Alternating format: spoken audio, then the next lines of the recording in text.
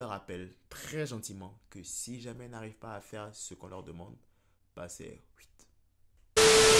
Salut les potos, on se retrouve pour la revue de l'épisode 3 de Chainsaw Man, c'est parti. L'épisode commence après la démonstration de force de Power dans l'épisode précédent et t'as justement Makima qui réprimande Power parce que apparemment c'est un démon qui était attribué à une autre unité autre que l'unité de Power et de Denji.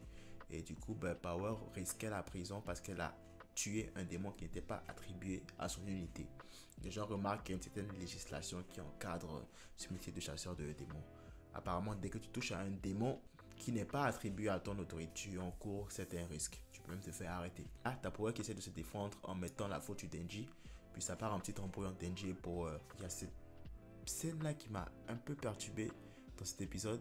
C'est la fixation qui a été faite sur le boule de Makima. J'ai pas compris pourquoi, mais pendant 20 secondes, la caméra était fixée juste sur son boule.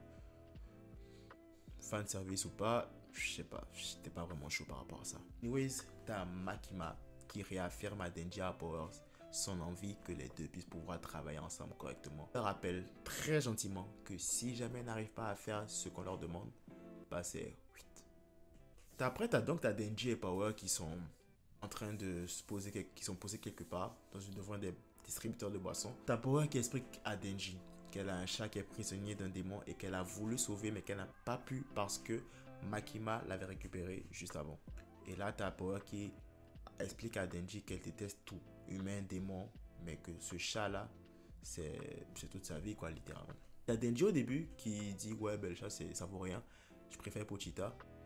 Et après, quand Power lui dit que si Denji arrive à l'aider à récupérer son chat, elle va le laisser toucher ses seins. Ah, t'as mon boy Denji qui devient clairement le défenseur animalier. Ah, il pète un câble et il dit ok, vas-y, je vais t'aider à sauver ton chat. Pas difficile à convaincre le Denji, juste lui mettre une paire de niba, puis on est bon. Le lendemain, du coup, Denji signe la procuration qui permet à Power de sortir parce que oui, vu que Power est un démon possédé, bah il faut une certaine autorisation pour qu'elle sorte. Et puis je pense même qu'il y a un couvre-feu, il faut qu'elle rentre avant une certaine heure. Une fois ça fait, bah, t'as Denji et Power qui se mettent en route pour rejoindre la maison du démon. Il y a un autre endroit où t'as Makima qui assiste à une réunion avec des personnes qui semblent être de très hauts dirigeants. Et ces dirigeants-là sont assez apeurés parce qu'apparemment, tu as d'autres pays qui commencent à utiliser des démons à des fins militaires. Et ce dont ils ont peur, c'est que ces pays-là utilisent les démons justement pour attaquer le Japon. Ce qui ne ferait pas l'affaire du Japon. Et du coup, il y a un des dirigeants qui demande à Makima où en est-elle avec le dressage des chiens de chasse. Par chien de chasse, justement, il parle de démons. Makima leur fait un petit topo rapide, puis elle leur dit qu'il y a un démon qu'elle trouve intéressant. Puis, il y a un des politiciens, on va appeler des politiciens. Il y a un des politiciens qui met Makima en garde, comme quoi il faut qu'elle soit concentrée sur son travail et qu'elle ne laisse aucun autre sentiment l'envahir. Qu'elle ne doit pas oublier que ce sont juste des chiens de chasse et de ne pas les considérer comme des êtres humains. C'est typique, hein, du moment que quelqu'un te sert, bah, on s'en fout de ses sentiments. On s'en fout, c'est juste un objet duquel on se sert, puis après, dès qu'il n'est plus utile, on le jette. Après cette réunion, Makima est avec Aki dans la voiture, puis Aki lui demande sincèrement qu'est-ce qu'elle trouve à Denji. Parce que pour lui, Denji ne vaut rien. Denji va juste le causer de la merde et en plus, il pense faire copain-copain avec un démon. Et t'as là Makima qui nous sort une explication un peu tordue, reliée au nom du démon. Apparemment, selon elle, plus le nom du démon ressemble à un objet dangereux pour l'humanité, bah plus le démon est dangereux et est intéressant. Tu vois, genre démon café, ça servira à rien. Mais plus démon voiture, démon tronçonneuse, là, ça a un sens pour lui. Du coup, ça suscite l'intérêt de Makima. Je suis pas convaincu par cette explication, mais bon, ça passe. Denji et Power arrivent finalement au repère du démon chauve-souris. Et t'as Denji qui se rend compte malgré lui qu'il s'est fait douiller par Power. Et il n'a pas le temps de réagir que Power l'assomme. Power l'assomme, il se réveille. Et il voit que Power en fait l'a donné au démon en échange du chat. Et le démon en fait voulait juste pouvoir se nourrir de sang pour pouvoir se régénérer et pouvoir continuer sa vie quoi, tranquille. Et là t'as Denji qui est blasé, le pauvre, ça lui arrive 2 fois, c'est 2 fois ça lui arrive. Chaque fois, il se fait berner par des gens qui croient faire confiance. Puis le pauvre, il peut pas respirer. Du coup, le démon attrape Denji et le presse pour pouvoir boire son sang, mais en même temps, il trouve que son sang est dégueulasse. Alors, est-ce que c'est parce que c'est un démon aussi? Est-ce que c'est parce que c'est en rapport à la nature du démon de Denji que son sang est dégueulasse? Aucune idée. Une chose est sûre, c'est que le démon chauve-souris n'est pas content du tout. Et pour faire des représailles à Power, décide de bouffer le chat. Et on a une Power qui semble désemparée parce que le chat est le seul ami, mettons, qu'elle avait. Et elle regarde Denji et commence à éprouver de la compassion pour lui. Parce que quand Denji lui a parlé de Pochita, elle comprenait pas trop et elle n'avait aucune empathie pour lui et se foutait limite de sa gueule.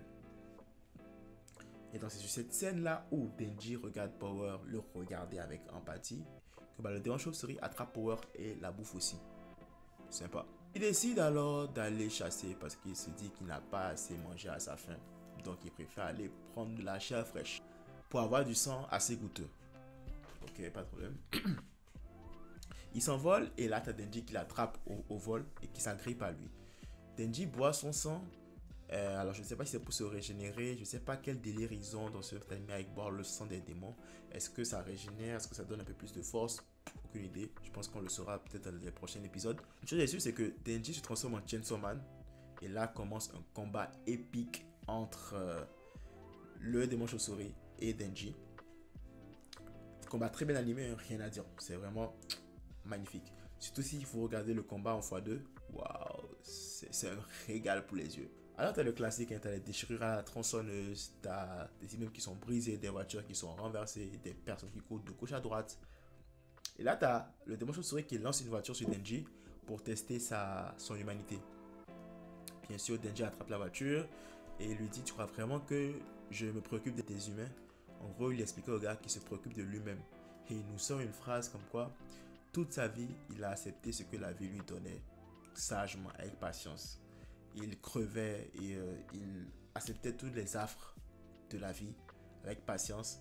Et que maintenant qu'il a rempli son devoir tranquillement, pourquoi est-ce qu'il ne peut pas toucher à sa paire de seins en paix? Et l'épisode se termine justement sur Denji qui, dans un excès de rage, taillade le démon chauve-souris et en ressort vainqueur, aspergé bien sûr du sang de chauve-souris, tout le tralala gore qu'il y a autour, et on voit les entrailles du démon chauve-souris à côté de Denji. Pas mal comme épisode.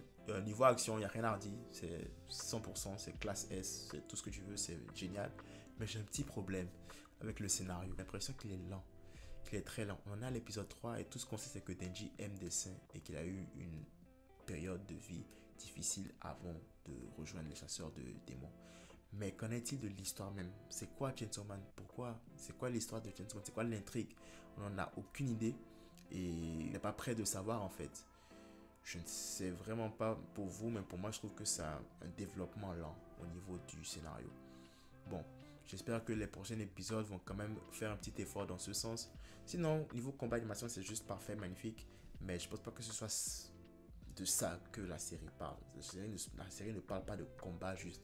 La série a une histoire et c'est juste que j'ai encore du mal à la saisir après 3 épisodes, ce qui est un peu compliqué pour moi. Bref, voilà, c'était tout pour la revue de l'épisode 3 de Chainsaw Man. On se retrouve dès la semaine prochaine pour la revue du prochain épisode. D'ici là, prenez tout soin de vous et de vos proches. Que la force vous accompagne.